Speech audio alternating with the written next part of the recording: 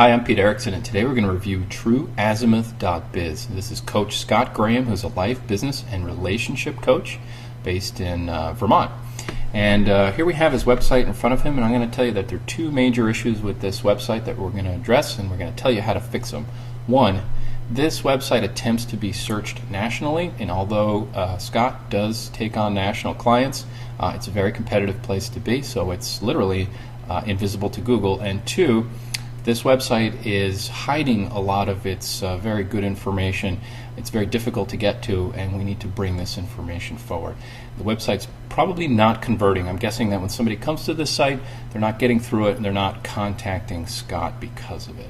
So let's take a look at one bright spot here, and that's in Google. Now, Scott has done a very good job of getting actively involved in social media, and I'll show you exactly how this plays out.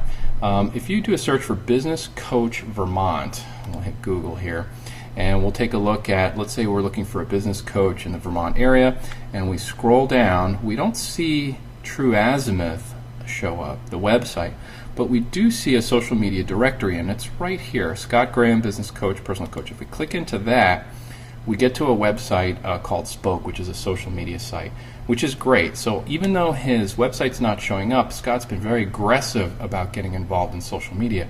And the purpose of social media here is to drive traffic from here, and interest, of course, to his website. My only comment on these social media pages is that there should be some call to action, some reason why somebody should go to the site, like to subscribe to something, or maybe use one of the tools that Scott has to do some sort of self-assessment to the site. But you need a motivation to go from here to the website. Okay, now let's talk a little bit more about competition. And we're going to use some software here and take a look at what the competitive landscape is for search engine optimization that is getting found in Google.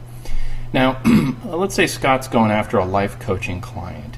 What I did is I plugged in life coaching as a search term in the software here, and I have the top 10 Google results show up here. And even if we look at number 10, there are a couple of numbers I just want you to look at. One is PR, or page rank. This coachingtrafficalliance.com has a page rank of 5. Google ranks websites from 0 to 10. 5 is actually quite strong. That's a pretty tough page rank to beat. That means there are a lot of other websites, quality websites, that are pointing to this website, and Google takes a look at how many other sites are pointing to this site to assign page rank. And if we take a look here, this 1930, that means there are 1,930 other links from other sites pointing to this site. And there are a whole bunch of other variables, but in the top 10, this makes it very difficult to compete. And if we go after life coaching, it's a global phrase, really. It could be life coaching in Germany, for all we know. Now, here's my recommendation. Start geographically. Actually, before we get there, let's take a look at. So I pulled up the report for TrueAzimuth, and just for comparison here, we have a page rank of 3, which is it's okay. It's a so-so page rank, but the bright spot here is all this social media linking that Scott's done has brought him 1,900 links from other sites to his site. So that's the one area that takes time to accomplish, and he's done it. Now all we have to do is get the website up to snuff to get it found, and get the content on the website up to snuff to get it to convert. Okay, let's look at Life Coach Vermont. You might say, well, I don't really want to focus on Vermont, it's so small. But you know what? Small can be good. And I'm going to show you a number here. This information is how many times a day in Google people are searching for a specific set of keywords. So what I'm going to do here is I'm going to bring up this in search order. I'm going to scroll down here. I'm going to show you that Life Coach Vermont here is searched for 2 times a day in Google. Now that's a pretty on-target search. That means that every day 2 people are looking for a life coach in the state of Vermont.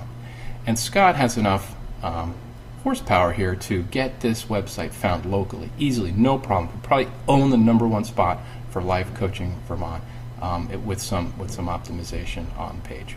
So rather than getting no business from a website, you narrow the focus of the site from a Google standpoint and start trapping the people that are looking more specifically for your services. Okay, I'm going to check my cheat sheet here and make sure I didn't miss anything. Okay, so that's the search. So the bottom line for search is I would go local, start optimizing locally. And now what we're going to do is we're going to go back to Scott's site and take a look at the second problem with the site, and that's conversion. And conversion means if I'm a visitor and I'm looking for coaching, business or life coaching, I'm going to do something on the site when I get there. It's going to compel me to contact Scott in some way. Whether I send him an email or pick up the phone or download something or subscribe to a newsletter, I need to do something. And what we're looking at here is we're looking at the site through the lens of the average size laptop screen. It's a big market. Almost 50% of all computers that are viewing the web are looking at the web like this. And what do you notice here? You notice that, at least I notice, that most of sort of the nuts and bolts, the meat of the website is what we call below the fold. It's down below. You have to scroll to get to it, and 75% of people do not scroll. So what we have here is we have some navigation on the left, we have a picture in the middle, and we have a lot of white space up here. That's unfortunately wasted space, and you have to scroll down to see, wow, look at all the stuff that's down here. And then once you get here, of course, it's visually there's a lot of text happening here. So the trick here is going to be getting all the good content and the focus content above the fold. And before I go a little further, I just want to talk a little bit about focus. Scott is he's a life coach, business coach, relationship coach, and there's something in here. If we go to coaching services about being an artist coach. What's it called here? Here it is, Artist Way program, which is I think a different type of coaching. And with any business, finding your focus and your niche is definitely the ultimate challenge.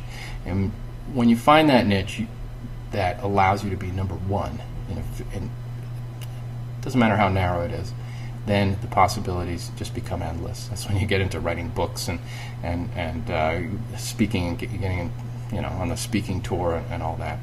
But what we have here is typical for most businesses is there are a lot of services that are offered. And my recommendation would be to do some deep thinking about what is the number one service that this business is good at, and then just focus on that one service. It doesn't mean you're going to stop taking business for the other services, especially in a word-of-mouth business. But as a visitor, when I come to a website and I see the website that's completely focused on life coaching or completely focused on business coaching in the state of Vermont, and I'm looking for a business coach in the state of Vermont, what are the chances that I'm going to be that I might actually contact Coach Scott? Because it's a match. The profiles match. So that's one thing I would look at is focusing. Because there are a lot of services, that adds a lot of extra layers and content to the site, which makes it more and more difficult to get through. So that's one area. Now, let me go back to the home page real quick here, and just a couple of comments. One is, this is an image right up here, this logo, and it's a background image, get bearings and get going. There's no header text in here, which is sort of the title of the site, which Google really likes. This photo here, I like it and I get it, but there's a lot of words here. It looks like a formula. It's going to take me some work to get through, so you might want to simplify the verbiage here. This search box is wasted space. There's no reason for me to search. Now, when you get to a website, you don't know what the company is, you have to hold people by the hand and tell them what to do next. That's just a very important thing to always remember when you're building a website. Is remember, the visitors have a clue about you, and you need to literally provide a little breadcrumb trail as to what to do next. Now, when I come to the site, I don't know what to do next. I'm kind of looking, and because it's making me work to do something next, if I'm just searching through Google, I'll probably go back to Google and find something else. It's forcing me to go to navigation here, and then I kind of got to process what do these things mean. We need some nice introductory text right on the homepage which introduces the business and what the business is good at and tells me what to do next. Like sign up for a complimentary coaching session or subscribe to a news blog, something like that. And that's not happening here.